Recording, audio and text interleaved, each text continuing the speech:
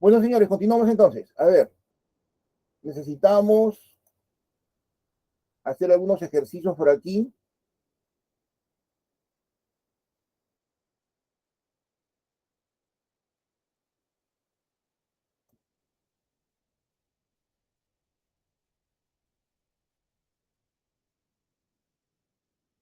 A ver, queremos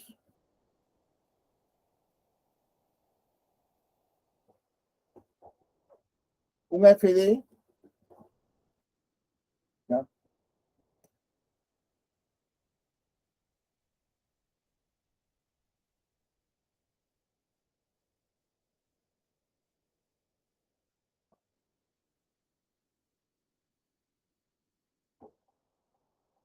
Para un número binario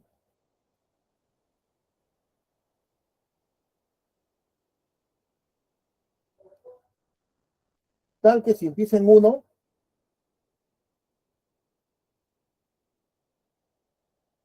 tiene longitud par. A ver, señores, ¿me escuchan? Sí, profesor. Ya. Entonces, yo quiero un número binario tal que si empieza en 1, tiene longitud par. Entonces, acá empiezo en Q sub 0. Ya. Si empieza en 1, paso al estado Q sub 1 y debe tener longitud par. ¿Ya?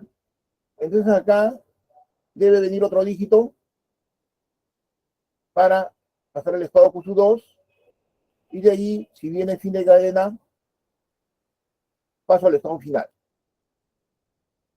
Ahora, aquí yo podría lanzar una flecha de Q1 a Q2 por si viene 0 y otra flecha de Q1 a Q2 por si viene el 1. Pero no hay ningún problema que tenga una sola flecha y acá ponga 0,1. O sea, viene el 0 o viene el 1. Cualquiera de los dos. Entonces, acá el número que empieza en 1 va a estar seguido por otro dígito, que puede ser 0, puede ser 1, y ahí tenemos una longitud par, ¿no? Longitud par de 2, ¿no? 2 dígitos. Ahora, ¿pueden venir más dígitos? Claro, ¿no? Para que sean 4 dígitos o 6 dígitos o más. ¿Qué tenemos que hacer aquí? Tenemos que partir de Q2 y si viene otro dígito, que puede ser 0 o 1, volvemos a Q1 para que ahí venga otro dígito más y sea, ¿no? En total, 4 dígitos, o bien 6, o bien 8, y así. Entonces aquí, si empieza en 1, tiene longitud par, ¿no? 2, 4, 6, 8, etc. Ahora, ahí dice, si empieza en 1, tiene longitud par. Y si empieza en 0, porque es un número binario, hay que tener presente que es un número binario, ¿ya? Número binario. Si empieza en 1, tiene longitud par. Y si empieza en 0, pues no hay restricción. Entonces, si empieza en 0, no hay restricción. Puede tener longitud par como longitud impar. Q sub 3, acá hacemos un bucle, 0 o 1, y cuando venga al fin de cadena, lo mandamos para allá. ¿Qué dicen, señores? ¿Está bien? ¿Está correcto?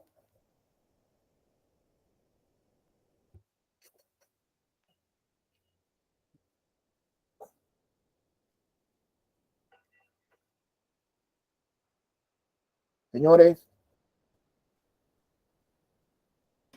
Profesor, disculpe, el símbolo ese solamente indica que finaliza, ¿no? Que me estoy yendo a terminar la cadena. ese símbolo fin de cadena significa que allí termina la cadena. Miren, señores, ¿qué cosa es este dólar? Este dólar es un delimitador, ¿no?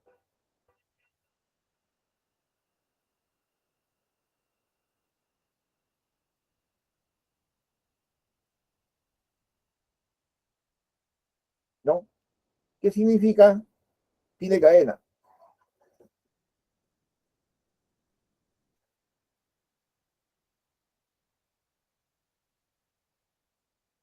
Entonces, cuando yo tengo una cadena candidata, X1, X2, X3, XM, ¿no? A toda cadena candidata le vamos a poner un fin de cadena. ¿Qué me dice? Que ahí termina la cadena y ya no vienen más símbolos. Este delimitador fin de cadena me marca el final de la cadena. Lo podemos tomar como si fuera un símbolo incluso terminal, ¿no? Pero básicamente es un delimitador, ¿no? Que me marca el final de la cadena, ¿ya? Pero lo estamos tomando como un símbolo que me permite saber cuándo se acabó la cadena, cuándo ya no llegan más símbolos. Señores, ¿qué dicen? ¿Estamos en lo correcto con el autómata que está aquí? Señores, Yo digo que es correcto, pero que se puede simplificar más. Pero sí, está bien, es correcto. ¿cómo se podría simplificar? Creo que el tercer estado, Q3, está de más. Fácilmente podrías colocar de Profesor, Q0 a Q2. De Q0 a Q2. Sí, Pero si lo mandamos, sí, pero si lo enviamos de Q0 a Q2, ¿ya? Puede ser un solo dígito. Pero luego, de Q2 solo se puede mover a Q1. O sea, sería un dígito, 3 dígitos, 5 dígitos, y no, pues, ¿no? ¿Ya? En el caso de que empiece en 0, ¿no? La longitud es cualquiera, par o impar. Pero si de Q0 lo mandamos con 0 a Q2, puede ser un dígito, o 3, o 5, o 7, etcétera. Ya no podría ser 2 dígitos. A ver, no sé si lo ven. sí, sí. profesor, pero así como está, por ejemplo, para pasar de Q sub 0, Q sub 1, Q sub 2 y Q sub F, bueno, el estado final aceptaría número impar, o sea, longitud impar. Ah, Porque, por ejemplo, toma 1, toma 0 y toma el último 0 y saldría con 3. Con no, no, no, no, 3, no, no, no, no, no, no. sí. Tú me dices un 1, 0, 0. Acá estamos en Q sub 0. Con 1 me voy a Q sub 1. ¿Ya? Luego, en Q sub 1, con un 0, me voy a Q sub 2. Y en Q sub 2, con un 0, me voy a Q sub 1. Pero de Q sub 1 necesito otro dígito para poder pasar a Q sub 2. Profesor, disculpe, No puedo terminar. ese dato, ese símbolo que está entre Q sub 2 y Q sub F, ¿es el signo de dólar o es el 0? Es el Ah, dólar. Disculpen disculpe. ustedes si no se ve bien, pero es Disculpe. el dólar. No, no lo vi así. Ya, ese es el que me está llevando a fin de cadena, al estado final. Ya, entonces, a ver qué dicen. ¿El diagrama está bien? Creo que están dudando. Está bien, profe. ¿Qué dicen los demás?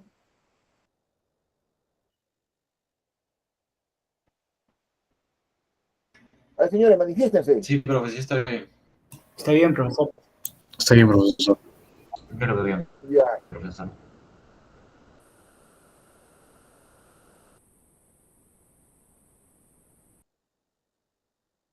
a ver. Y si yo digo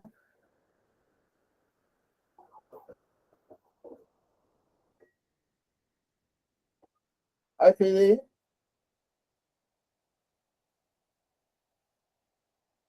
para números binarios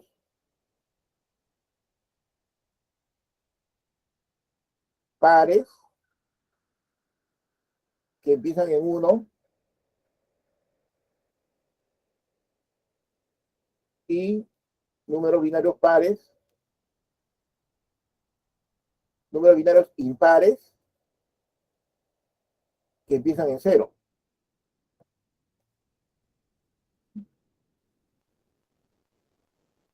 O sea, números binarios pares, pero que empiezan en 1.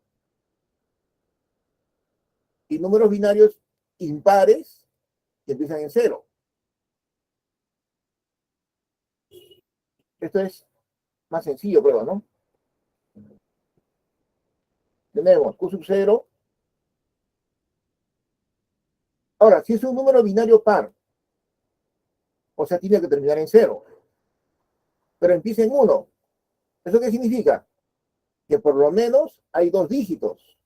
El 1 que empieza y el 0 que termina. Por lo menos hay dos dígitos.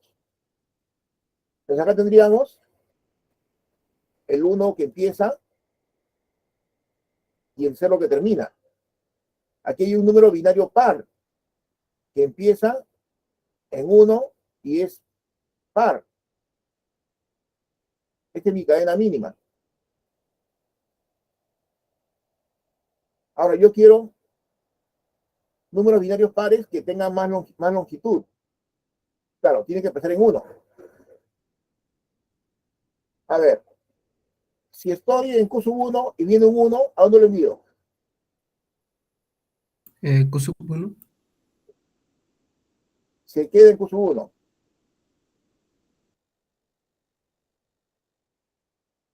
Así mismo, ¿no? Claro, Con un cero un también. bucle. ¿Ya? Ahora, si estoy en Q sub 2 y viene un 0, ¿a dónde va?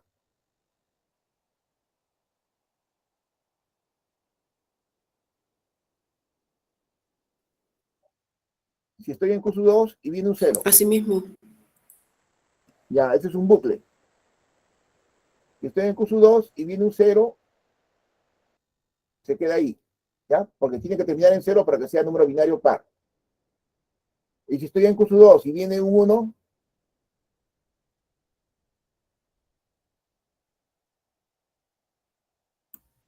Vuelve a Q sub 1.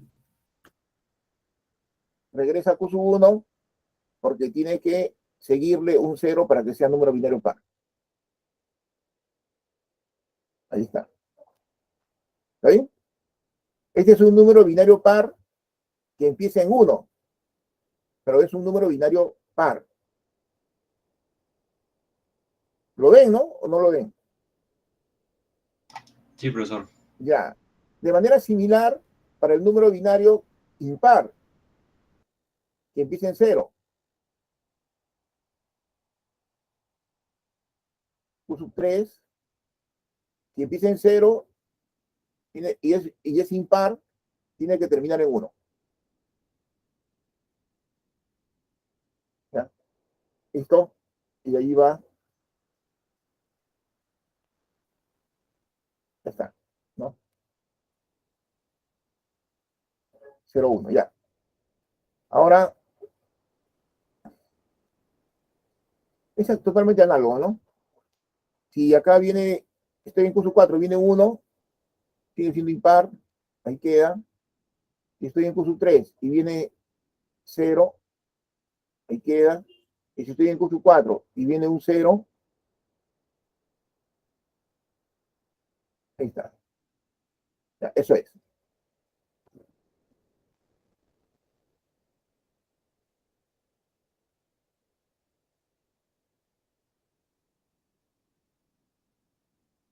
Ahora bien,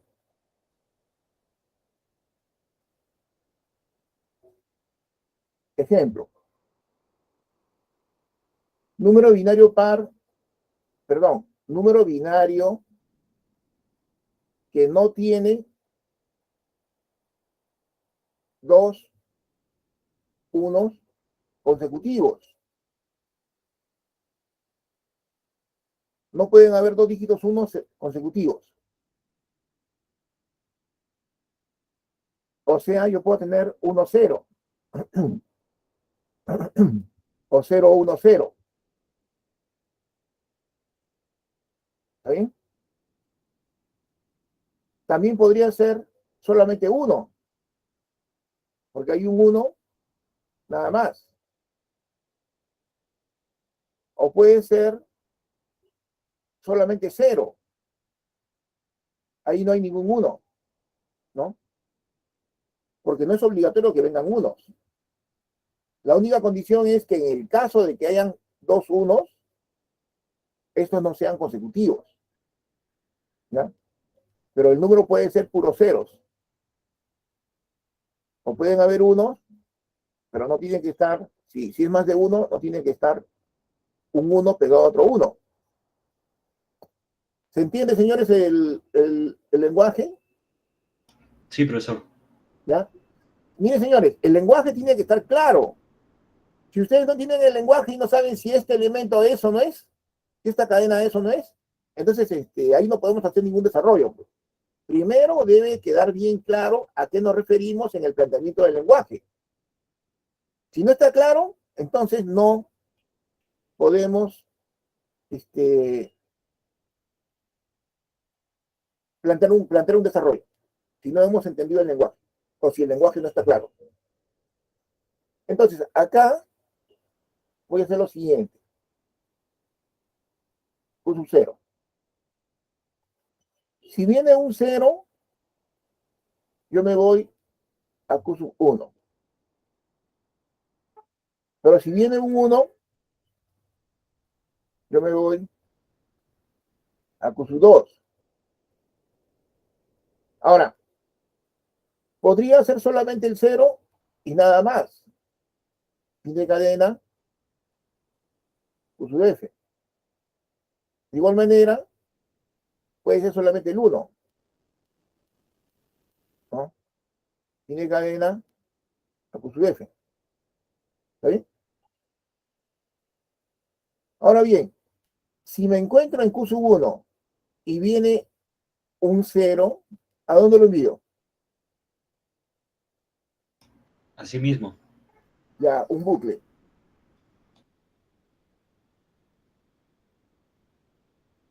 Y si estoy en Q sub 1 y viene un 1, ¿a dónde lo envío?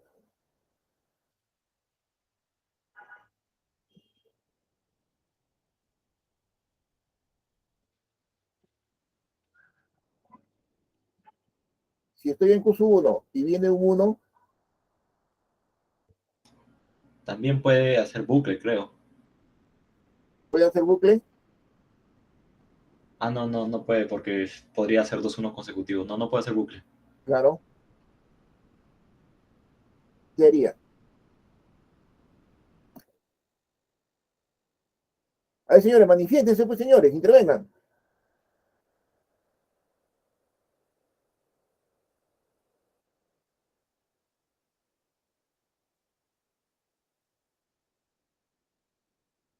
Si estoy en Q sub 1 y viene un 1,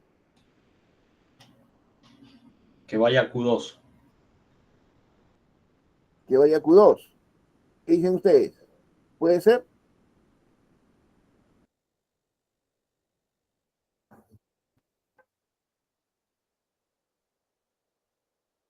A ver, señores, ¿qué dicen los demás?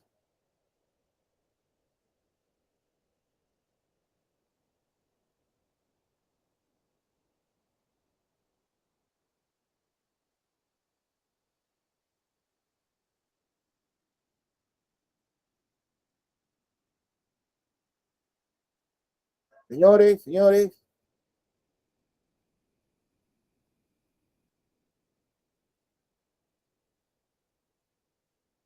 ¿qué dicen? Sí, profesor, que vaya Q2. Ya, si estoy en Q sub 1 y viene un 1, yo lo envío a Q sub 2. Bien. Ahora, si estoy en Q sub 2 y viene un 0, ¿a dónde lo envío? Regresa. Bucle, profesor. Bucle. Bucle. Si estoy en Q sub 2 y viene un 0, podría ser un bucle. Regresa a Q1. Lo puedo mandar a Q sub 0 o a Q sub 1. Miren que si lo mando a Q sub 0, estoy obligando a que después venga otro dígito, 0 o 1. ¿No? ¿Ya? Si lo envío a Q sub 0, estoy obligando a que a que tenga que venir otro dígito después. Y no siempre eso Convendría a Q sub 1 entonces. ¿ya? Lo mandaría a Q sub 1.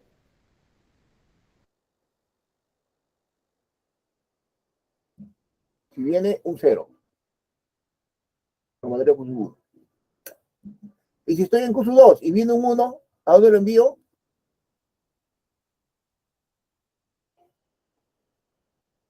Si estoy en QSUB No 2, puede, ¿mm? no puede venir ¿Qué un dice? 1. Tendría que venir un 0 antes que el 1. ¿Mm? ¿Qué dicen los demás? Es cierto, Puede, no es posible. no es posible, ¿ya? Porque no pueden haber dos dígitos unos consecutivos. Si estoy en QSUB 2, ¿qué significa estar en QSUB 2? ¿Qué significa estar en QSUB 2? Que llegué Estar, por un camino a Q sub 2. estar en QSUB 2 significa que lo último que vino fue un 1. De igual manera, estar en QSUB 1 significa que lo último que vino fue un 0. ¿No? Noten ustedes eso. Estar en QSUB 1 significa que lo último que vino fue un 0. Y estar en QSUB 2 significa que lo último que vino fue un 1. Entonces, si lo último que vino fue un 1, no puede venir otro 1, porque si no serían consecutivos. Por lo tanto, en el estado QSUB 2 no puede venir un 1. Eso sería enviar a error. Por lo tanto, el diagrama quedaría así como está. Ahí terminamos. A ver, señores, ¿qué dicen? ¿Estamos en algo o estamos en nada? ¿Se entiende o no se entiende? Se entiende. ¿Se entiende, profesor? Ya, hay que tener mucho cuidado, señores, entonces con lo que estemos planteando. ¿No? No se trata de tirar flechitas para aquí y para allá.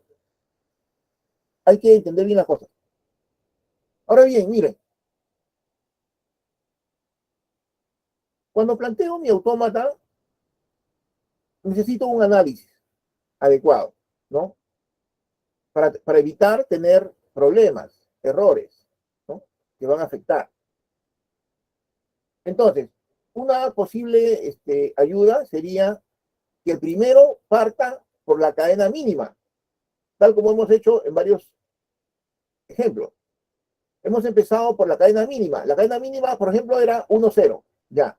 Y a partir de ahí hemos ido analizando qué puede venir en cada estado y a dónde lo enviamos, ¿no? Y ahí vamos completando para coger ya poco más y poco más al lenguaje completo. Entonces, esa sería una forma de empezar para luego poder avanzar. Partimos de la cadena mínima y de ahí vamos completando. Ahora, otra cosa importante es el hecho de que también es bastante útil y en realidad es importante que algunos estados queden bien definidos, bien caracterizados. Y si lo mantenemos con esa caracterización, eso nos va a servir. Como en este último ejemplo, donde los estados QSUB1 y QSUB2 están bien caracterizados. El estado QSUB1 es un estado, ¿no? Que significa que lo último que ha llegado es un 0. Y el estado QSUB2 es un estado que significa que lo último que ha llegado es un 1. ¿Se dan cuenta? Entonces, esos estados están bien caracterizados, significan algo específico. Y eso yo lo puedo usar para ir completando, ¿no? Entonces, ¿qué es el estado? El estado es el conjunto de valores de atributos que hacen única, ¿no? A una condición, ¿no? A un instante o a una, digamos, que hacen único a una entidad, ¿no? En determinado instante de tiempo, ¿no? Entonces, y así podemos nosotros modelar, ¿no? Muchas cosas en el mundo real, ¿no? Por ejemplo, disculpen que lo diga, pero a veces todos empezamos como solteros, ¿no? De ahí, algunos se pueden quedar en solteros, otros pasan a casados, ¿no? De casados pueden pasar a divorciados, ¿no? Iba a decir felices, pero mejor digo divorciados, ¿no? Y aquí podemos pasar a viudos, ¿no? Etcétera, podemos pasar a, qué sé yo, ¿no? Y algunos se quedan solteros, ¿no? Completamente. Entonces, uno puede modelar, ¿no? El estado de una persona, ¿no? De acuerdo al estado civil, ¿no? Y hacer un diagrama, ¿no? Ya eso lo podemos hacer de acá, ¿no? Entonces, ¿qué es el estado? El estado es la condición, ¿no? Acá ya no sería pasar a casado, ¿no? O que la transición sea casado, sino que el estado es casado, ¿no? Entonces, soltero me puedo quedar en soltero, o puedo pasar a casado, de casado puedo pasar a viudo, o divorciado, etcétera, ¿no?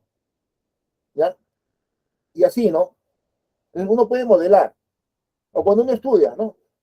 Uno estudia, entonces acá está, primero estamos en el primer ciclo, de ahí pasamos a segundo, ¿no? Y así, ¿no? Y hasta que en algún momento llegamos a décimo ciclo y ahí ya terminamos, ¿no? Todo final, ¿no? Algunos se quedan en bucle por acá, ¿no? Y ya no dan vueltas ahí, ¿no? Otros se retiran, ya bueno, ya desaparecen.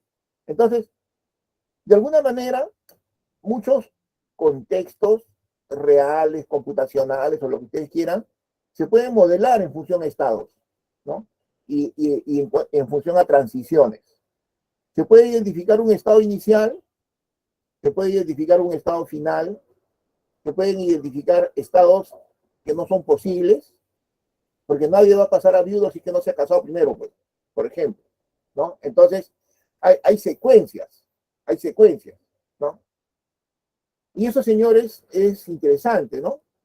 Y eso es teoría de grafos o teoría de autómatas, ¿no? Los autómatas, digamos que pueden ser vistos como un subconjunto de los grafos, ¿ya? Bueno, entonces necesitamos, y es una recomendación, ¿no? Que el planteamiento sea claro. Las dos recomendaciones son, una primera es que partamos de la cadena mínima y de ahí vamos completando. Y la otra recomendación es de que los estados estén bien definidos, ¿no? Y si se pueden caracterizar para que me den una información específica al estado, pues mejor. ¿Listo? A ver, señores, ¿alguna pregunta?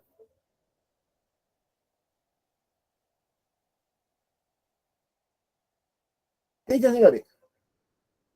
¿Estamos bien? Claro, profe. Ya, está claro entonces. Muy bien. A ver, por ejemplo,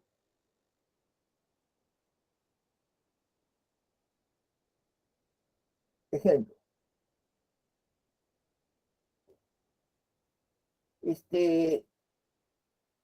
declaración de función.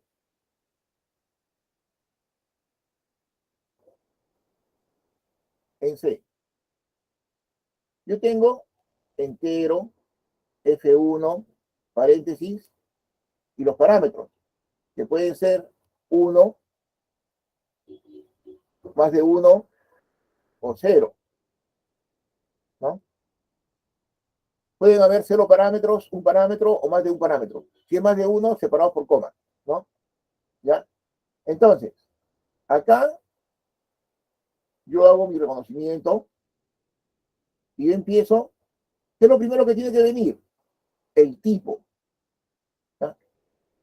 Donde el tipo puede ser entero, float, char, lo que sea. Acá simplemente le decimos tipo, el símbolo tipo. Recuerden que el símbolo es tipo y el lexema puede ser int o float o char, ¿no? Y así. Pero el símbolo es tipo. Y ahí avanzamos. Vamos a curso 1. Luego del tipo tiene que venir, ¿qué viene? Nadie me va a decir que después del tipo viene espacio en blanco. El espacio en blanco es un delimitador que me sirve para separar símbolos, pero que no es un elemento del lenguaje. No es, ¿no? Nadie dice que después de tipo tiene que venir espacio en blanco. No. El espacio en blanco es solamente un delimitador que me separa símbolos. Nada más. Entonces, después de tipo tiene que venir el nombre de la función. No me interesa qué nombre específico, si es F1, F2, no interesa. Lo que interesa es que sea un nombre. Y a esto lo llamamos un identificador. Así como si fuera una constante. Id, un identificador. Ese es el nombre de la función. Ahí pasamos a Q2. Luego tiene que venir un paréntesis izquierdo como elemento del lenguaje. Q3. Luego los parámetros, pero los parámetros pueden ser, ¿no? 0, 1 o más de 1. O sea, podría ser 0. ¿Ya? Hay que colocar la cadena mínima. Acá puede venir paréntesis derecho. Pasamos a Q4. Y de ahí podría terminar, porque solamente queremos la declaración, ¿no? de la cabecera de la función. Ya. Entonces, ahí tenemos una declaración con 0 parámetros. 0 parámetros. ¿Está bien? No hay ningún parámetro. Sobre esta base mínima vamos añadiendo. Ahora yo quiero que venga un parámetro. Ese parámetro vendría después de paréntesis izquierdo. Y ahora tendríamos el tipo para el parámetro Q5. Y acá vendría el nombre del parámetro Q6. Ahora, puede ser solamente un parámetro, de tal manera que después de, estando en Q6, venga paréntesis derecho, en cuyo caso lo enviamos aquí, paréntesis derecho, ¿no? Entonces ya cerramos paréntesis cuando viene solamente un parámetro. ¿Listo? Ahora bien, hasta aquí tenemos 0 parámetros y un parámetro. ¿Cómo sería si viene un parámetro más? Esto es, si viene una coma. ¿En dónde empezaríamos y a dónde nos iríamos? Empezaríamos en Q6 y terminaríamos en Q3. ¿Qué dicen ustedes?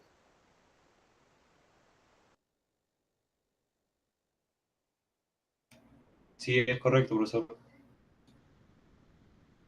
Ya, entonces empezamos en Q6. Cuando viene una coma, lo mandamos a Q3. ¿Eso es correcto o no es correcto? Sí, profesor. No, profesor. No es, no es Sería correcto. uno, algo. Ah, ¿Por qué no es correcto? porque puede seguir el paréntesis. Porque puede seguir el paréntesis derecho. Si yo con la coma lo envío a Q3, es porque yo estoy pensando que de Q3 va a venir tipo y va a ir para abajo. Q5, Q6 y ahí va a dar todas las vueltas que querramos. Pero el hecho de que yo lo mande con una coma hacia Q3, le estoy dando la posibilidad de que venga después el paréntesis derecho. Y después de la coma no puede venir paréntesis derecho. ¿Se dan cuenta? Entonces está claro que es un error. No lo puedo enviar a Q3, porque yo estoy asumiendo que va a seguir de Q3 a Q5. Pero al enviarlo a Q3, le estoy dando la posibilidad de que se vaya con el paréntesis derecho a Q4. ¿Ya? Y eso no puede ser. Yo no puedo asumir que se va a ir por ahí. Claro, puede irse por abajo, hacia Q5. Pero el hecho de que le dé la opción, ¿no? Entonces se puede ir por otro lado. Es igualito como si estuviésemos en clases presenciales, ¿no? Hacemos la primera parte de la clase y después le digo, en el intermedio, ya, salgan un rato por ahí, ya. Y estoy asumiendo que van a regresar. La mayoría regresa, pero no va a ser que alguno se va a su casa, ¿no? Entonces, el hecho de que yo le dé la opción no significa que sí o sí van a ir por donde yo quiero, porque ya al tener la opción, pues simplemente pueden ir por otro camino, porque tienen la opción del otro camino. Entonces, acá, si de Q6 yo lo mando con coma a Q3, claro, me va a reconocer 2, 3, 4 parámetros separados por comas, pero también me va a reconocer, ¿no? Una cadena que no pertenece, que es aquella en la que la coma está seguida por un paréntesis derecho. ¿Ya?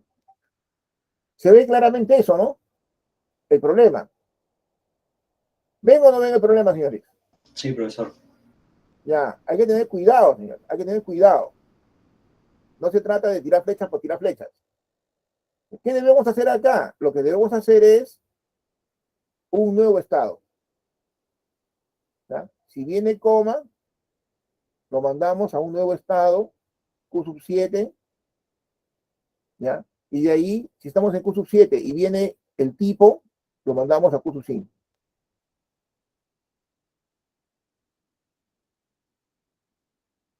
Y ahora sí estaría correcto. Ah, señores, ¿alguna observación? ¿Alguna opinión por ahí?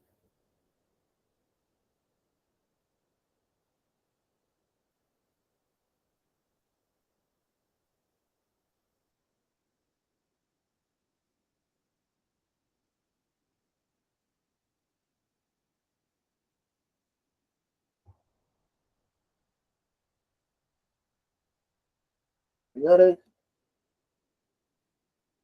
¿todo correcto? Profe, disculpe. Digan. ¿El símbolo del dólar es un finalizador estándar o yo puedo colocar cualquier símbolo indicando que es un finalizador? No, el dólar es nuestro finalizador. Ese dólar significa fin de cadena. Si colocas otra cosa, ese es otro símbolo que sería parte del lenguaje, o debería ser parte del lenguaje. Ok, profesor, gracias. A ver, señores, ¿el diagrama está bien? ¿Alguna observación?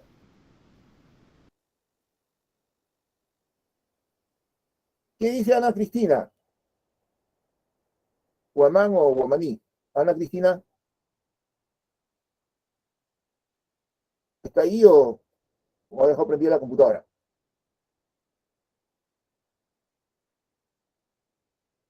Sí, profesor. ¿Qué opinas de la solución? ¿Está correcta o no? Yo creo que sí está correcta, profe. Ya, una opinión relativa, entonces. Augusto Leonardo. ¿Qué dice Augusto Leonardo? ¿Estamos en algo o estamos en nada?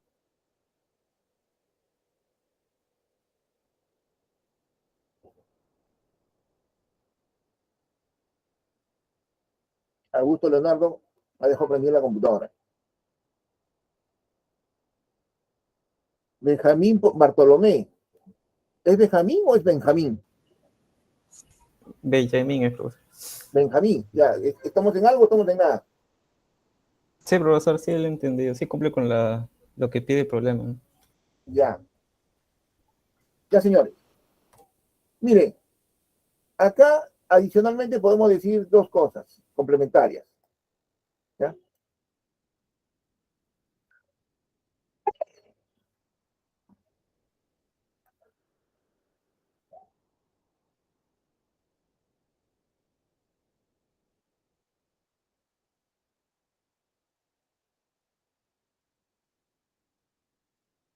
A ver,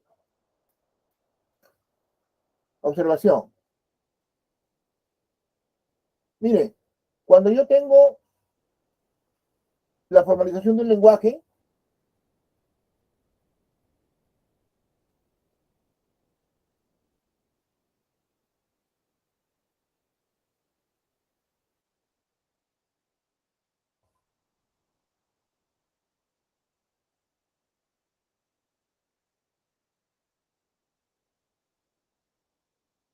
la formalización de un lenguaje permite determinar, ¿no? Permite determinar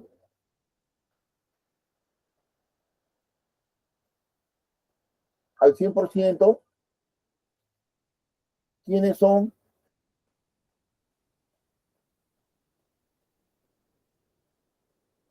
sentencias del lenguaje.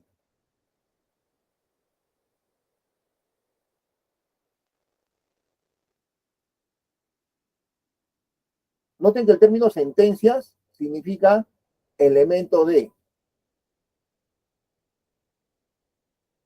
¿Ya? Entonces, un elemento del lenguaje es una sentencia del lenguaje. Entonces, cuando yo tengo un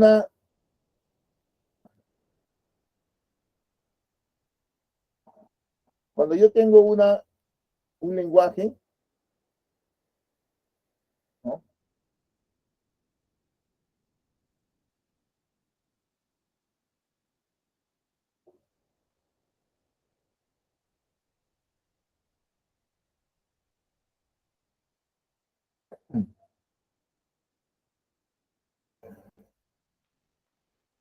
yo tengo elementos del lenguaje que están dentro del lenguaje. Y tengo elementos o cadenas que no son del lenguaje, están fuera, ¿no? Entonces, cuando yo planteo una formalización para el lenguaje, esa formalización tiene que ser tal que reconozca al 100% de los elementos que pertenecen al lenguaje y a ninguno de los que no pertenecen. Eso es lo correcto. Eso es lo correcto. ¿Ya? Para un lenguaje. Pero si yo tengo el lenguaje y aquí tengo elementos que pertenecen al lenguaje y los que no pertenecen, y yo tengo una formalización que reconoce a los elementos del lenguaje, pero se le escapa uno, que siendo elemento del lenguaje no lo reconoce, entonces eso está mal. Es incorrecto, porque tiene que reconocer al 100% de los elementos que pertenecen al lenguaje. Y si se le escapa uno, está mal, ¿no? De igual manera, si yo tengo el lenguaje y tengo los elementos del lenguaje,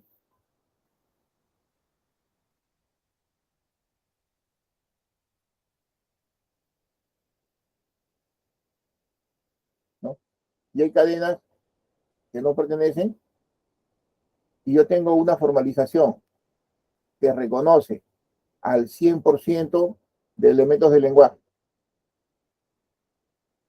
¿no? Y de yapa a uno que no es del lenguaje. ¿Eso qué significa? Eso está mal, ¿no? Mientras que este de la izquierda es el que está correcto, ¿no? Entonces, la formalización, el reconocimiento de un lenguaje tiene que ser al 100%. Debe reconocer, debe formalizar, ¿no? Al 100% de los elementos que pertenecen y a ninguno de los que no pertenecen. Entonces, yo les puedo dar un lenguaje y digo, a ver, construir una formalización o un reconocedor, o bien un reconocedor, ¿ya? Y ustedes dicen, acá está, y lo he probado con 50 valores que pertenecen y 50 que no pertenecen, y con todo cumple, ya muy bien. Pero basta que yo encuentre uno, solamente uno, un elemento que sí pertenece, pero que su formalización o su reconocedor no lo acepta, entonces está mal. O bien que yo encuentre un elemento o una cadena que no pertenece, pero su formalización o su reconocedor lo acepta, ¿no? Está mal. ¿Se dan cuenta? Entonces, la formalización y el reconocimiento tiene que ser al 100% de los elementos que pertenecen y a ninguno de los que no pertenecen. A ver, señores, ¿eso está claro o no está claro? Claro, profesor. Aquí no hay que unir todo, ¿no? Nada más no importa. No, no es nada. Que si a mi programa de 1000 líneas le falta un punto y coma en una línea, ya no hay problema. No, no es así, señores. Tiene que ser correcto, al 100%. Aquí no hay que por un punto y coma lo van a mirar mal al compilador que le ha dado error. No. El compilador solo reconoce al 100% lo que pertenece. Ya, entonces aquí,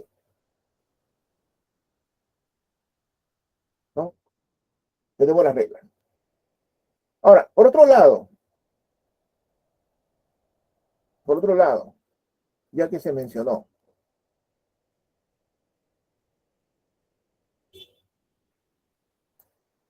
¿qué es un delimitador?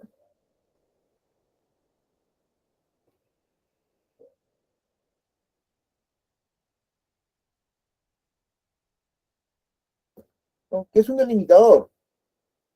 Como su nombre lo dice, es un símbolo, ¿no? Que puede o no pertenecer al lenguaje. Ojo, puede o no pertenecer al lenguaje, pero que es un símbolo que delimita, que marca un inicio o un fin, o un punto intermedio, ¿no? Entonces, es un punto de referencia. Es un punto de referencia. ¿Qué delimitadores tenemos, por ejemplo? Tenemos un delimitador, ¿no? Que lo da el escáner, que es el fin de cadena.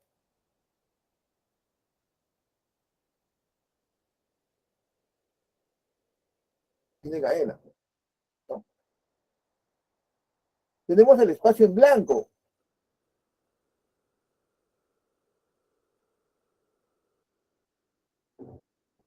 El espacio en blanco es un delimitador que usa el lenguaje, pero que no es un símbolo para el compilador o para el traductor. Es solamente un delimitador que le permite al escáner separar, ¿no? Símbolos. Es una forma, es una de las formas que tiene para separar símbolos. Entonces yo digo entero, espacio A igual a 3. Acá entonces yo tengo necesariamente que colocar un espacio después de la palabra reservada para que esto tenga sentido. Porque si yo pongo, si yo omito el espacio, ¿qué vamos a tener? Vamos a tener la variable INTA, asignación 3. Ya no hay separación entre int y el A. El espacio en blanco es un delimitador, ¿no? Que me separa símbolos. Y lo va a usar el escáner para poder separar símbolos. Pero no lo usa el traductor propiamente, ¿no? Por eso decimos, después de tipo que viene, después de tipo viene identificador. ¿Ya? No viene espacio en blanco, viene identificador. Eso para el reconocedor, ¿no? El lenguaje. Ahora, ustedes saben que yo puedo tener uno o más espacios en blanco, al final basta solamente con uno, ¿no? Ahora, cuando yo tengo suma, asignación 5, entonces, acá yo estoy formando un identificador, que es letra, empieza con una letra, y pueden seguir más letras o dígitos. Pero en algún momento ya no vienen más letras o dígitos, sino que viene un operador, asignación. Entonces, ahí yo termino. Digo, hasta acá es, ¿no? El identificador. ¿Qué cosa ha sido este carácter de asignación? Ese es parte del siguiente símbolo. El siguiente símbolo es un operador. Pero en este momento, ¿qué cosa ha sido ese carácter de asignación? Ha sido un delimitador que me ha dicho, hasta aquí llega tu identificador, ¿no? ¿Se dan cuenta? O sea, es parte de un símbolo, pero ha actuado como si fuera un delimitador. Me ha marcado un punto hasta donde puedo avanzar, no más. Ahora, por ejemplo, cuando yo tengo A, asignación 3, punto y coma, B, asignación 6, punto y coma. ¿Qué cosa es el punto y coma? ¿Por qué necesitamos punto y coma? ¿Quién inventó el punto y coma? ¿Ah? ¿Por qué es importante tenerlo? ¿O por qué es necesario tenerlo? A ver, ¿quién me dice por ahí? ¿Para qué sirve el punto y coma?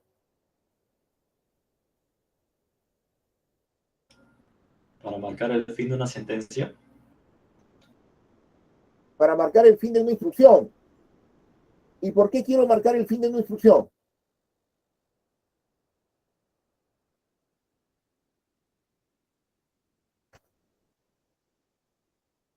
Yo quiero marcar el fin de una instrucción, ¿no? Porque yo digo, aquí termina esta instrucción y a continuación empieza la siguiente. Lo que viene después es la siguiente instrucción, ¿no? Y la pregunta es, ¿Siempre se ha usado el punto y coma para marcar el fin de una instrucción? No, no siempre, ¿no? Por ejemplo, cuando hacíamos en la década de los 80 los lenguajes antiguos, Basic, COBOL, Fortran, todos esos lenguajes antiguos, yo tenía A, asignación 3, B, asignación 7, no necesitaba punto y coma, no necesitaba punto y coma. Pero yo necesito marcar el final de una instrucción y saber dónde empieza la siguiente. ¿Cuál era el delimitador que marcaba el final de una instrucción, ¿no? Y el inicio de la siguiente, en ese entonces? Ahí vemos algo. ¿Qué vemos ahí? Punto y coma. ¿Ve? Punto y coma. ¿Qué vemos acá? Que no se ve, pero sabemos que Salto está de ahí. línea. Vemos el salto de línea. Vemos el salto de línea.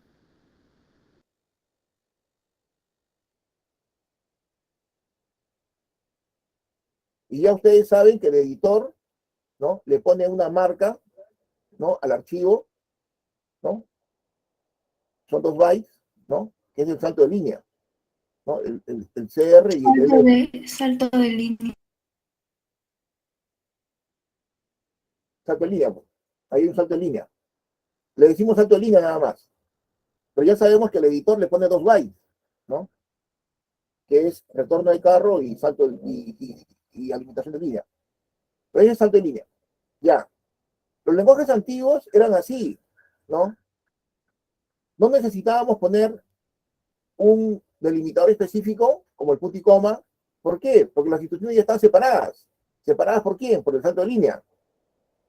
¿Por qué? Porque en cada línea podía haber solamente una instrucción. En cada línea podía haber solamente una instrucción. Pero luego llegó el lenguaje C, que es muy compacto, muy conciso, ¿no? Muy tirando por el hardware, y dijo, no, yo quiero que en una línea puedan haber más de una instrucción. En la misma línea. ¿Por qué no puedo tener 2 instrucciones? Pero si yo quiero tener en una misma línea 2 instrucciones, necesito separar, saber dónde termina una instrucción y dónde empieza la siguiente. Y como están en la misma línea, ya no hay salto de línea. Por lo tanto, él se dijo, pongámosle punto y coma. Punto y coma significa que ahí termina la instrucción. Ese es un delimitador que me dice, ahí termina la instrucción. Y ahora sí, ya podemos tener más de una instrucción en una sola línea. ¿Te das cuenta? Antes, ¿no? Línea era sinónimo de instrucción, porque una instrucción iba en una sola línea. Pero el lenguaje C dijo, hagamos todo más cortito, más compacto, ¿no? Y yo quiero tener más de una instrucción en una línea. Pero para eso necesito separar las instrucciones. Y como ya no tengo salto de línea, entonces pongámosle punto y coma. Ya está. Con punto y coma, marco el final de una instrucción y ya puedo tener 2 instrucciones en una misma línea. Y los programas en C son más compactos y todo eso. Pero al final ha quedado eso. Pero luego viene Python, que es una revisión, y dice, Python dice, un momentito, ¿para qué hemos puesto punto y coma? Para separar una instrucción de otra, con la idea de que puedan haber en una misma línea 2 instrucciones. Pero a la hora que programas, no siempre colocas 2 instrucciones en una línea. Cuando ustedes programan, no siempre colocan 2 instrucciones en una línea. En otras palabras, su punto y coma no se está usando. No se está usando. Entonces, volvamos a lo anterior, ¿no? Y en Python no tenemos punto y coma. ¿Por qué? Porque solamente hay una instrucción por cada línea. Hemos vuelto a lo anterior. Pero ya no estamos preocupados por el punto y coma, que me faltó punto y coma y no compila mi programa, qué sé yo. ¿Se dan cuenta, no, señores? Que hemos vuelto a lo anterior porque es más simple y es más legible, ¿no? Se entiende mejor. Claro que no es como el C, que es más compacto, pero bueno, acá queremos simplicidad, ¿no? Y que sea legible. Entonces, el punto y coma no es más que un delimitador, ¿no? Para separar instrucciones, ¿no? Que fue planteado por el lenguaje C con la idea de tener más de una instrucción por línea. Pero que al final no se usa tanto así y ya se quedó como una necesidad, ¿no? Una obligación de poner punto y coma. Y bueno, en el Python hemos vuelto a lo anterior. Señores, ¿alguna opinión, alguna observación?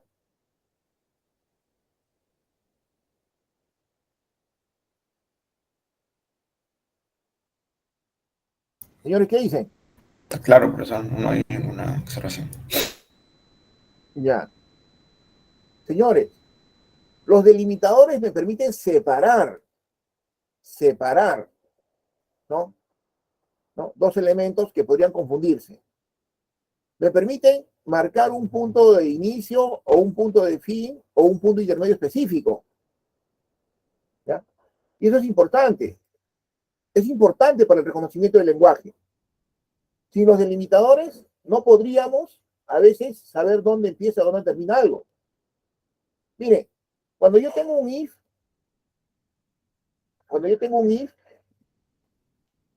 yo necesito separar la condición de la instrucción, ¿no? Yo necesito separar la condición de la instrucción. Entonces yo puedo decir, if x mayor que 1, entonces a más, ¿no? Pero en el lenguaje C, yo lo podría escribir de corrido. If x mayor que 1, a más. Ahora, yo le pongo punto y coma a la más, como instrucción. Pero si yo le pongo punto y coma al x más 1, estoy truncando el if. Y es un problema. No puedo ponerle punto y coma a esta condición. Porque el punto y coma significa fin de instrucción. Y la instrucción todavía no ha terminado. Entonces, ¿qué hago? ¿No? Lo que hace el C es delimito la condición encerrándola entre paréntesis.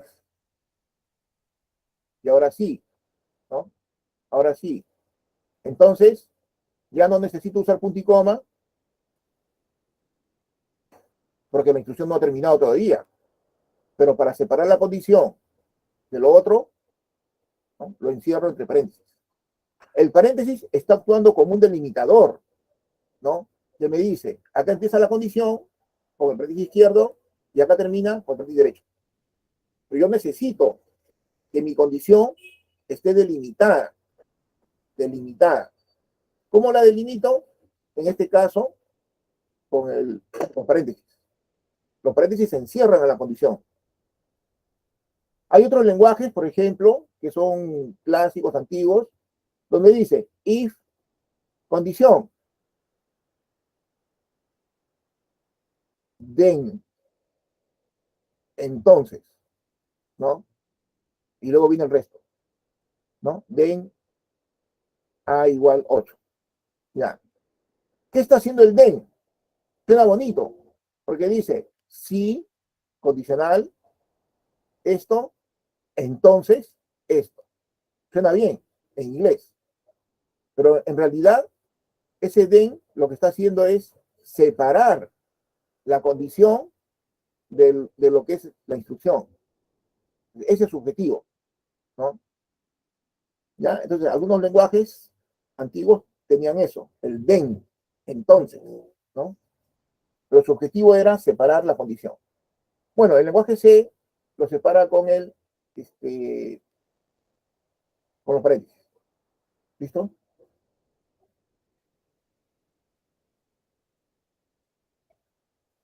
Ahora, si tenemos que el módulo verdadero tiene que estar en la siguiente línea, pues ya no sería necesario el paréntesis, ¿no? Simplemente if, espacio en blanco, y todo lo que venga a continuación hasta el fin de línea sería condición.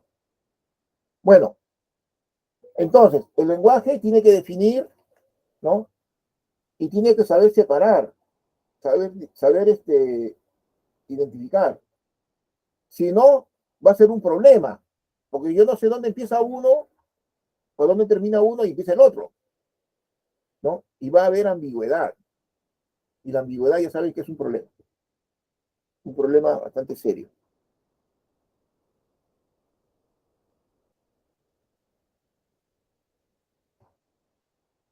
¿Alguien me preguntas?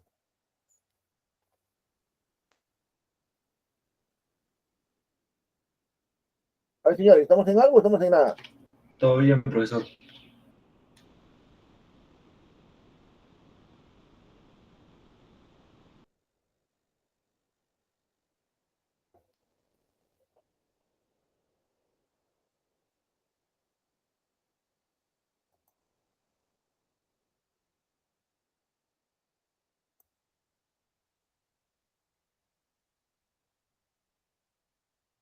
A ver, ejemplo. Yo tengo acá entero A igual 3, B igual 1, ¿no? Y acá yo digo, A más,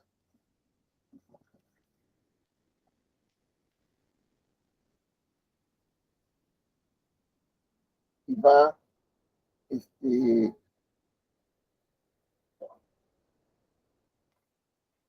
mayor que 5,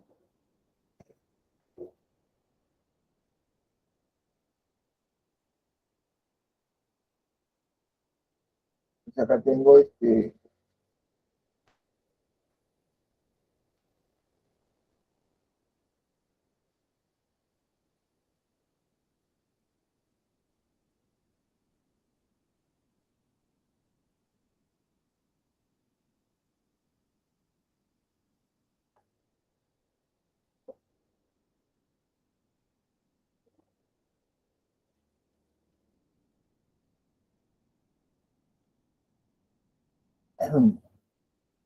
acá, ¿qué cosa imprime? Hacia el ojo nomás.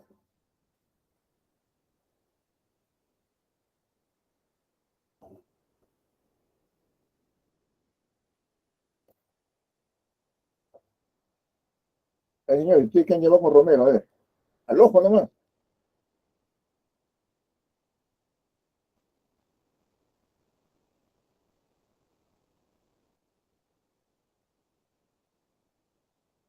Seis.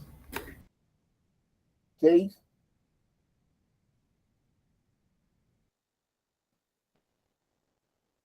¿Está bien?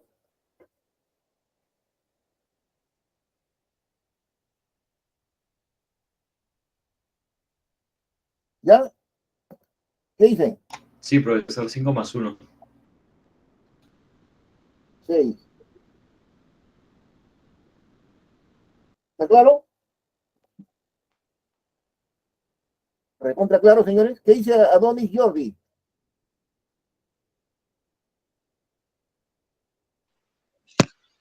Sí, profesor, todo claro. ¿Todo claro qué? ¿Imprime 6? Eh, Pienso que es 7, profesor. Fíjate. ¿Alguien tiene otro valor por ahí?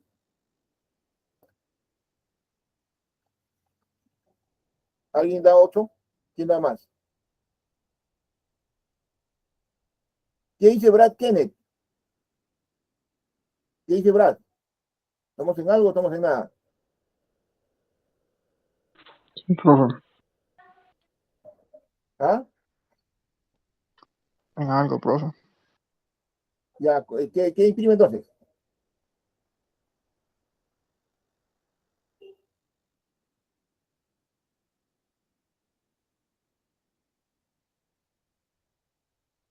¿Qué imprime? ¿No sabes? A ver, Ana Cristina. ¿Qué dice Ana Cristina? ¿Qué imprime? ¿6 o 7? Creo que imprime 8, profe. 8. Ya. ¿Quién da más? ¿Quién dice 9? ¿Alguien? ¿Nadie? ¿Quién dice 6? Profe, sí es 6.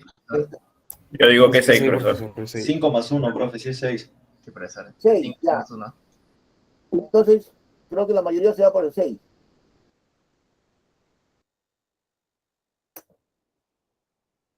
Ya.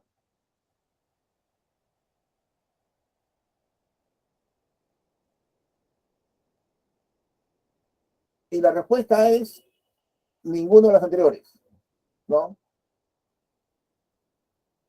Porque lo que imprime es 5.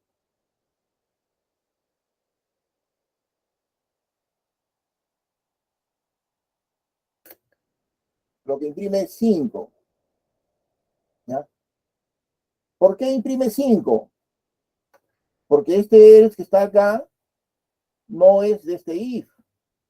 Este else es de este if. ¿Ya? Pero, profe, usted lo ha escrito ahí a la altura del if que está arriba. ¿Y qué tiene que ver? ¿Acaso al compilador le interesan los espacios en blanco, las alturas? No, eso es para el que escribe el programa, para que tenga una mejor visión. Bueno, lo he escrito así, pues ya quizás un poco capcioso, pero de todas maneras queremos ver el concepto, ¿no? Entonces, ¿qué significa esto? Ese else no le corresponde al if de arriba, le corresponde al segundo if. Ese es su if de él. Por lo tanto, el if a mayor que 5, como a vale 4, no va a entrar. No va a entrar. ¿No? Y por lo tanto no va a ser ni el if ni el else, que no le corresponde. Simplemente no va a entrar. Y va a mantener su valor a igual a 4. ¿No? A igual a 3, a más, 4, y sigue con 4. Porque no entra al if. Y por lo tanto, al final, Cout A, 4 más B1, 5, imprime 4 más 1, 5. ¿Qué dice, señores? ¿Estamos en algo o estamos en nada? ¿Está claro o no está claro? Está claro, profesor, no la vi al principio.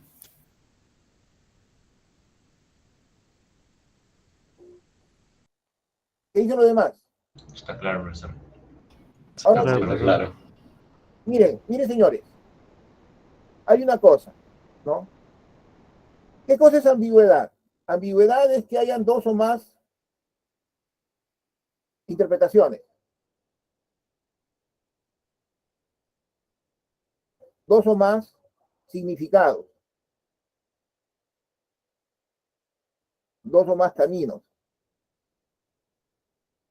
Y hemos dicho que esta es una propiedad indeseable. Indeseable. Pero, a veces no se puede evitar, ¿no? Y aparece por ahí, ¿no? En la definición del lenguaje. Es igual que en la base de datos. Es igual que en la base de datos. Ustedes saben que la redundancia es una característica indeseable, pero uno la puede reducir y sobre todo la puede controlar, ¿no? Y bueno, pues queda dentro de la base de datos. Aquí en los lenguajes, la ambigüedad es una propiedad indeseable, ¿ya? Pero no siempre se puede evitar al 100%. Entonces, ¿qué hacemos? Pues simplemente en aquellos casos donde aparezca ambigüedad, como es en este caso de acá, donde yo tengo un if, ¿no? Condición, ¿no? Y acá tengo un if, ¿no? Condición 1. If, condición 2. Y aquí tengo un else, ¿no? ¿Ya? Un else, ¿ya? Y acá el módulo siguiente. Acá hay ambigüedad, porque este else se puede asociar con el if que está acá, así como también se puede asociar con este if. Caben las dos posibilidades. Caben las dos posibilidades. Que el else se asocie con el if primero o que el else se asocie con el if segundo. ¿No? Caben las dos posibilidades. Por eso que esa es una construcción ambigua. Pero ¿por qué lo hemos asociado con el segundo? ¿Por qué? Porque en la definición del lenguaje, ¿no? Como decía, puede presentarse la ambigüedad, ya muy bien, pero tiene que estar reducida. Y además cuando se presenta, se tiene que solucionar, ¿no? Debe solucionarse.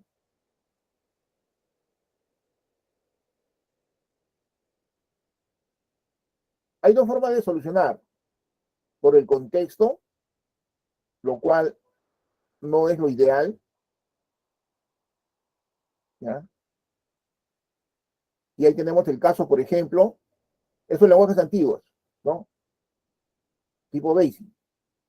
El BASIC fue un lenguaje bien popular en los años 80, cuando aparecieron las primeras computadoras, en el año 81.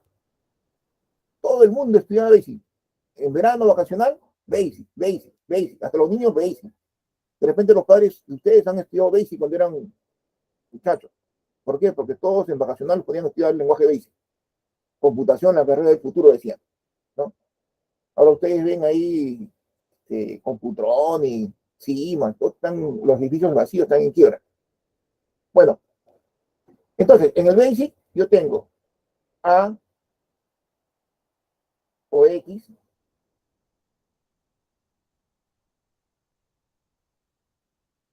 A igual a 1. Y aquí tengo if A igual a 2. ¿Qué tenemos acá? Acá tenemos ambigüedad. ¿Dónde está la ambigüedad?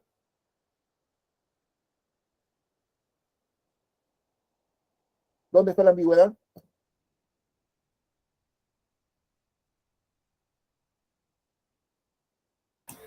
No está comparando, está asignando a A, creo.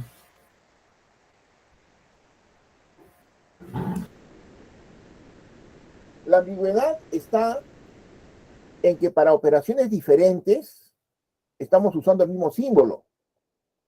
La primera es una asignación. A asignación 1. Le estamos dando el valor 1 a la variable A. Esa es una operación de asignación, el cual es diferente a la operación de comparación, ¿no? A igual a 2. Son dos cosas diferentes, ¿no? Aunque muchos están acostumbrados a decir A igual a 1, ¿no? Y A igual a 2, ¿no? Entonces, no es correcto decir A igual a 1. Lo correcto es decir A asignación 1. Eso es lo correcto. Pero la mayoría está acostumbrada a decir A igual a 1. Eso no es correcto. ¿Ya? Es A asignación 1. Bueno, entonces, la primera es una asignación y la segunda es una comparación. Son dos operaciones diferentes, pero estamos usando el mismo símbolo para ambos, ¿no?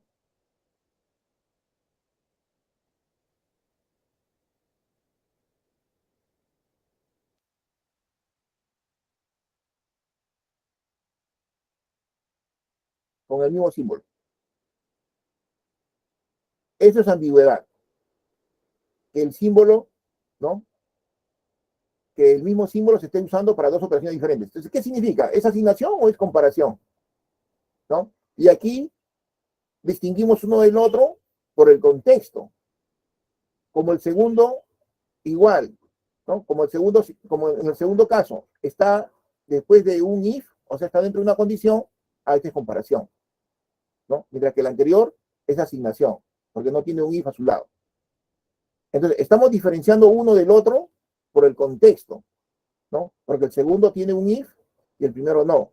Entonces, el segundo es una comparación y el primero es una asignación. Entonces, ¿hay ambigüedad? Sí. ¿Lo estamos solucionando? Sí, por el contexto. Pero eso es un poco más difícil. Solucionar por el contexto es un poco más complicado. No debería ser así.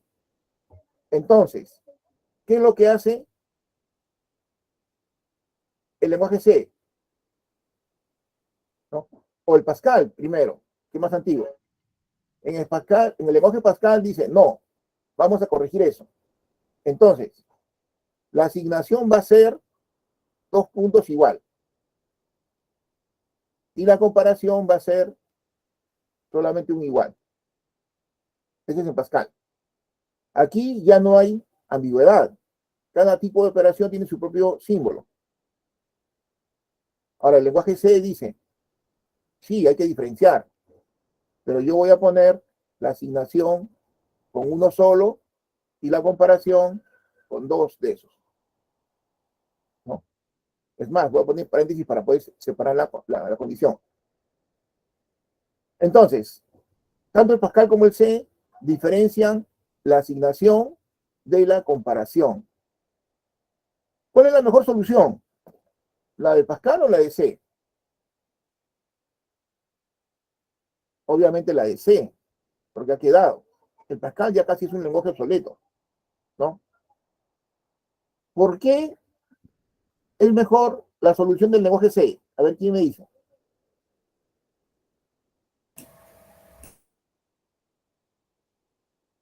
¿Quién me dice por ahí?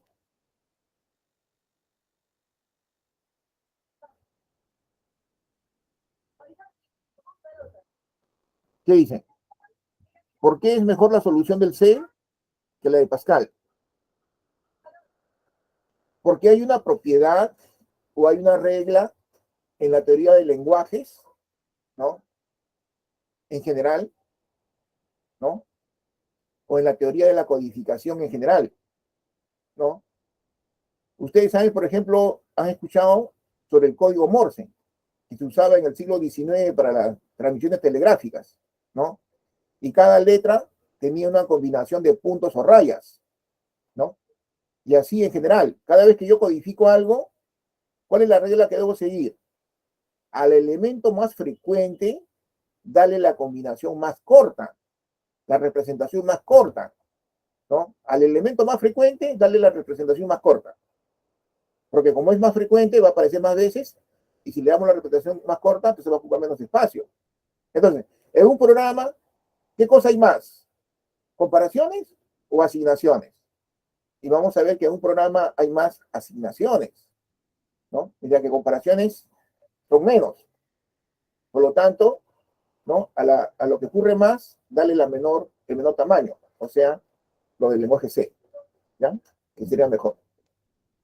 Bueno, entonces, en el caso de ambigüedad del BASIC, esto se soluciona por el contexto. Si hay un if, es comparación. Si no, es una asignación.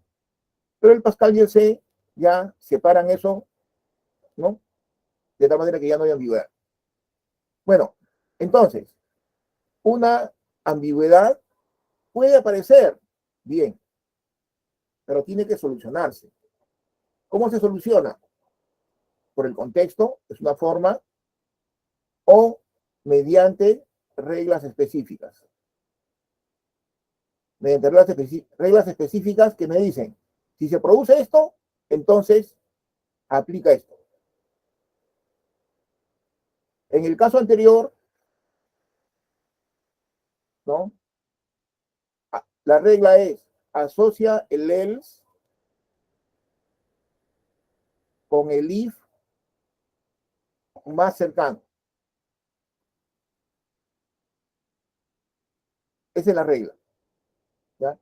Entonces, ahí hay ambigüedad, definitivamente, porque el else puede asociarse con cualquiera de los dos if. Como es ambigüedad, el lenguaje tiene una regla complementaria que dice, si se presenta eso, asocia el else con el if más cercano. Entonces, ahí se rompe la ambigüedad. ¿Está bien? Y es por eso que este else que está ahí en el programita se corresponde con el segundo if, porque es el if más cercano. ¿Está claro, señores?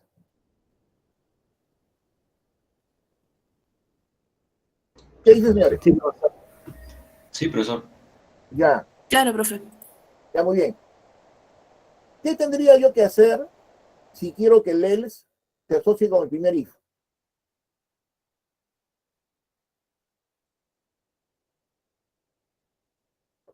¿Qué tendría que hacer si yo quisiera que el else se asocie con el primer if, el if A mayor que 5? ¿Llaves?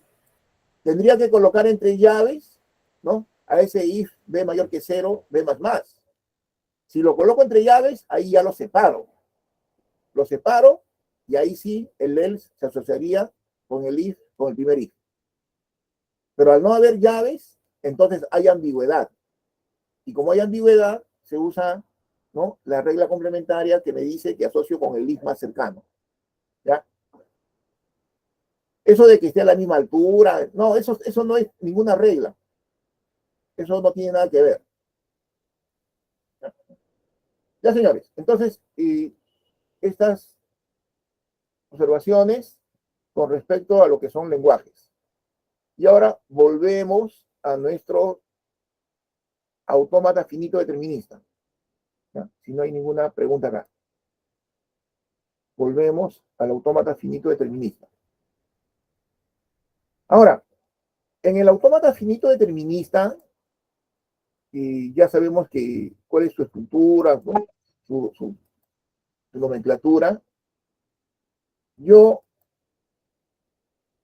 tengo que este autómata finito determinista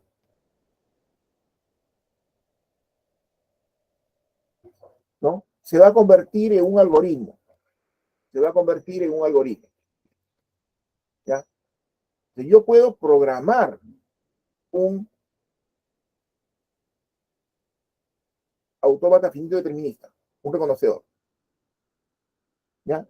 Por ejemplo, hay una primera posibilidad que es programarlo usando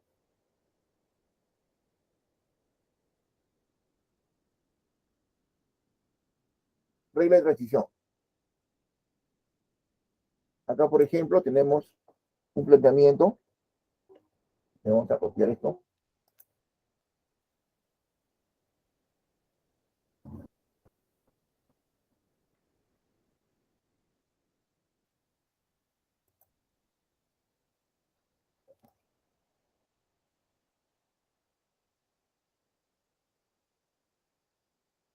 Ya, entonces acá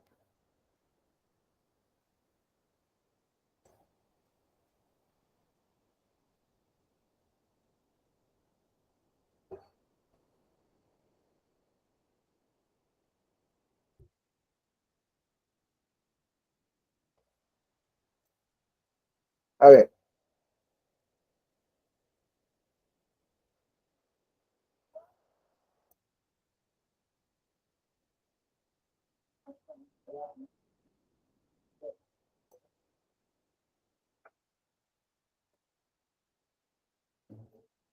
Ahí miren.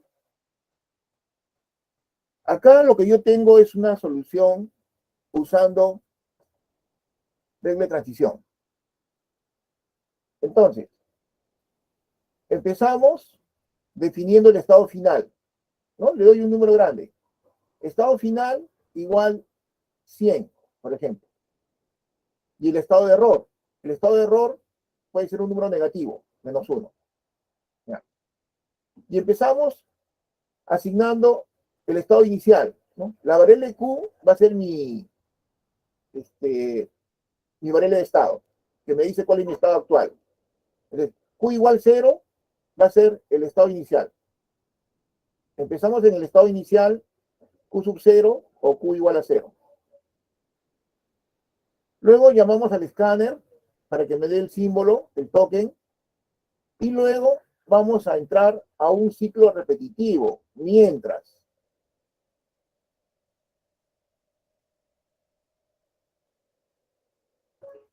El cual termina ahí. ¿Ya? Disculpen la lógica o la notación. Mientras termina ahí. Entonces, con el estado Q sub 0 y el símbolo que hemos leído, vamos a entrar a un ciclo repetitivo donde yo voy a permanecer, ¿ya? Siempre que no llegue al estado final o no pase al estado de error. Mientras no llegue al estado final y no pase al estado de error, yo voy a estar en este bucle. Entonces, al principio, como Q es 0, acá tenemos un case, un switch, un caso, ¿no? En donde dependiendo de Q, ¿no? Dependiendo del valor que tiene Q, vemos qué hacemos. Inicialmente Q es 0. Acá entramos por caso Q igual a 0. Estamos en el estado 0. Si el token es A, pasamos al estado Q sub 1. Esto es, empezamos en el estado Q sub 0. Si el símbolo que viene es un A, pasamos al estado Q sub 1. Cualquier otra cosa que venga me hace pasar al estado de error. Me hace pasar al estado de error. ¿Listo? Terminado este caso, este switch, leemos otro símbolo, ¿no? Otro símbolo, y regresamos al mientras. ¿Ya? Ahora nos encontramos en Q1, que es diferente a QF y diferente a estado de error. Y volvemos a entrar. Y ahora entramos por acá, ¿no? Q es 1. Si el token es A, nos quedamos en 1, o sea, un bucle. Si no es A, preguntamos. Si es B, pasamos al estado 2, Q sub 2. Y si no es ni A ni B, estado de error. ¿Listo? Ahora nos encontramos en el estado 2, salimos del caso, leemos el símbolo, otro símbolo, volvemos al mientras, estamos en Q sub 2, diferente estado final, diferente estado de error, ¿sí? Volvemos a entrar, y ahora vamos por el Q sub 2. Ya. Y acá preguntamos, si el token es B, nos quedamos en Q sub 2. Pero si el token es fin de cadena, entonces pasamos al estado final. ¿Listo? Llamamos otro símbolo, pero el escáner nos va a dar nuevamente fin de cadena. Entonces acá regresamos al mientras. Ahora, Q diferente de Q sub F, falso, porque ya estamos en Q sub F. Por lo tanto, salimos del mientras. Al salir del mientras, ojo que hemos podido salir por estado final o por estado de error. Por eso que hay que preguntar acá. Si hemos salido por estado final, entonces llamamos a la rutina reconoce. Si no, llamamos a la rutina error. ¿Listo? Recontra sencillo este algoritmo, señores. ¿Qué dice, señores? ¿Se entiende o no se entiende? Sí, entiendo, profesor. Sí, profesor. Ya, es un algoritmo recontra sencillo. Empezamos en el estado inicial Q sub 0 y vamos avanzando. Vamos avanzando de acuerdo a los símbolos que van llegando. Si el símbolo me permite avanzar, entonces pasamos, hacemos transición hacia un siguiente estado. ¿Está bien? Pero si me encuentro en un estado y llega un símbolo para el cual no hay definida una transición, entonces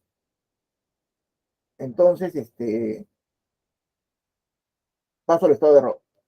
¿Ya? Cuando regreso al mientras, ¿no? Si estoy por estado de error o por estado final, salgo del mientras. Y después del mientras, ahí pregunto, ¿no? ¿Por cuál he salido? Si he salido por estado final, reconozco. Si he salido por estado de error, llamo a la rutina de error. Ahora bien, este algoritmo funciona, es sencillo y todo eso, pero tiene un problema de tipo sistémico, ¿no? Que es como no se hacen las cosas en el desarrollo de sistemas, ¿no? Bueno, hasta ahora sí lo han hecho así, pero después, ya, cuando uno empieza a desarrollar sistemas, evita eso. ¿Cuál es el problema que tiene? El problema que tiene es que la lógica de negocios está combinada, mezclada con la lógica de datos, ¿no? Está todo inmerso, está combinado. Entonces, si yo cambio una regla de transición del autómata, tengo que cambiar una parte del algoritmo, ¿no? Si cambio el autómata, hay que modificar el código del algoritmo, ¿no? Como está mezclado uno con otro, tengo que buscar en qué punto está ¿no? Hay que hacer el cambio. Cuando se desarrollan sistemas ya de manera profesional, uno evita mezclar la lógica de negocios con la lógica de datos y que mantengan su independencia.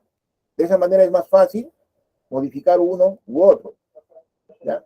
Esta solución está correcta, es simple, sencilla, todo eso, pero solamente como una observación, ustedes que van a seguir estudiando, ¿no? Más desarrollo de sistemas, ¿no? Se les hace presente y que eso se evita en los sistemas ya profesionales que uno va a realizar. Hay que evitar mezclar lógica de datos con lógica de negocios. Entonces, hay otra solución, que es la que está a continuación en el PDF, y es una solución similar, pero utilizando matriz de transición. ¿Ya? Utilizando matriz de transición. En esta matriz de transición,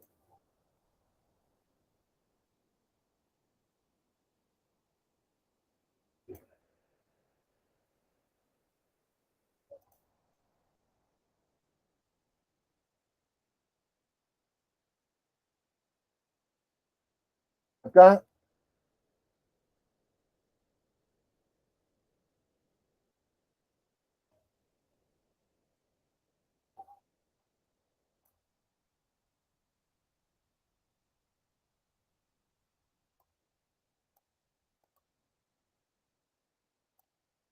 ¿qué tenemos? En primer lugar, nosotros tenemos ya cargada la matriz de transición, ¿no? En la matriz de transición, recuerden, van a estar los estados, Q sub 0, Q sub 1, Q sub 2, Q sub F, y acá van a estar los símbolos, ¿no? A, B, fin de cadena. Y para cada combinación de estado actual y símbolo, yo tengo el estado siguiente. Y así, ¿no?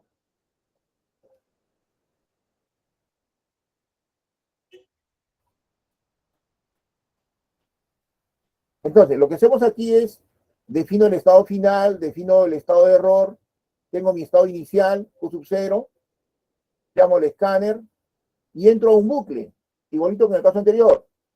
En este bucle voy a permanecer siempre que no llegue a estado final o no pase a estado de error.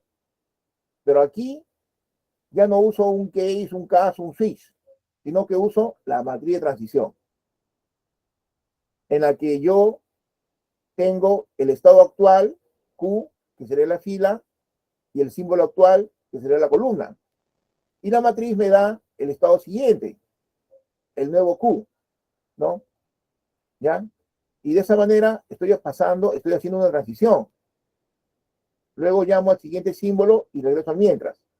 Y así voy a seguir avanzando, ¿no?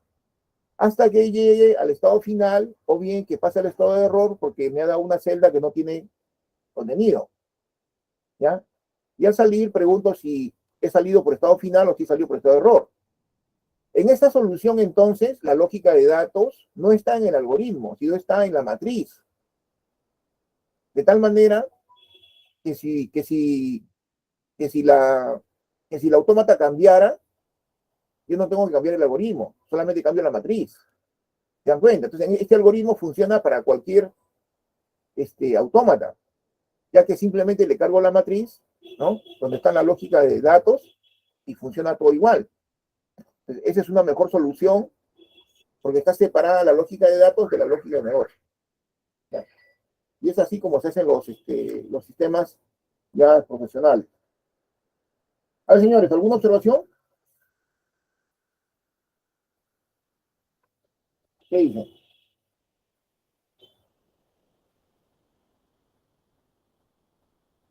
¿Qué opinan, señores? ¿Estamos en algo o estamos en nada? Vamos bien, profesor. Todavía estamos vivos, profesor. Ya, estamos en algodón todavía. Ya. Entonces, tenemos esta otra forma de hacer las cosas, ¿no? Con una matriz de transición. Si son soluciones pequeñas, se puede hacer el primer caso, pero si son soluciones un poquito más amplias, puede ser mejor con la matriz. Ahora bien, lo que necesitamos es que ustedes ya vayan desarrollando, programando, porque está el planteamiento y está el reconocimiento. Yo quiero que ustedes reconozcan, ¿no? Un lenguaje. Y ahí podemos ya dejar una tarea, una pequeña tarea, ¿no? Que implique reconocer un lenguaje. Un lenguaje básico, ¿no? Miren que en este algoritmo que hemos planteado es lo que yo he usado, ¿no? Para ese parser que les mostré, ¿no? Pero electrónico punto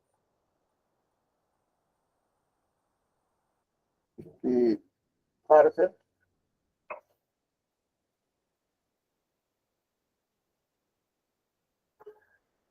Aquí era.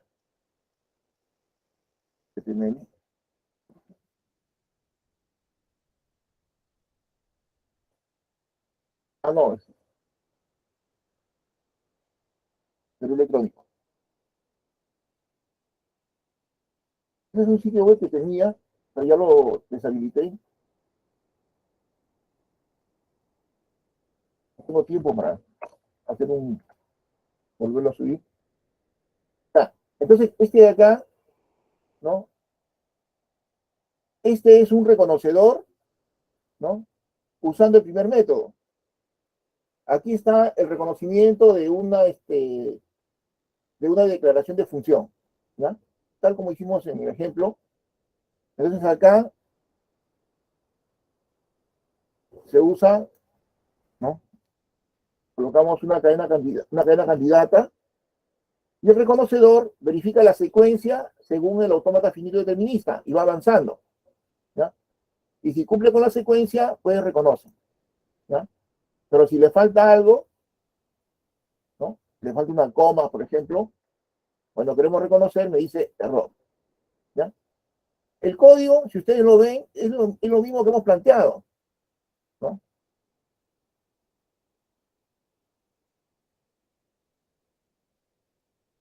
Es lo mismo que hemos planteado, ¿ya? Ahí tenemos, ¿no? La rutina proceso, que es el algoritmo de la FD, del autómata, igualito, ¿no? Con un mientras no lleguemos a estado final y no pasemos estado de error, ¿no? Hacemos un switch, ¿no? Un case, ¿no? Y aquí todos los casos, ¿no?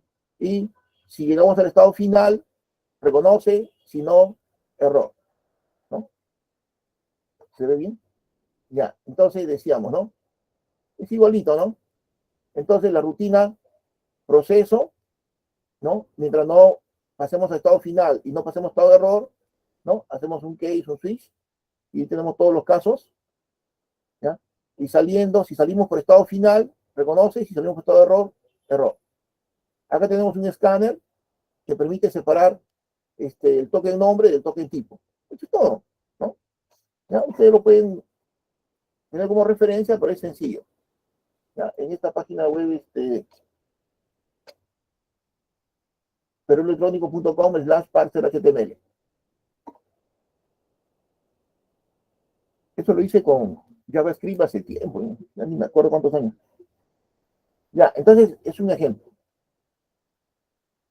Ahora, lo que necesitamos es que ustedes me reconozcan un lenguaje. Y ahí estaría la primera tarea, ¿no? Tarea 1, reconocer un lenguaje.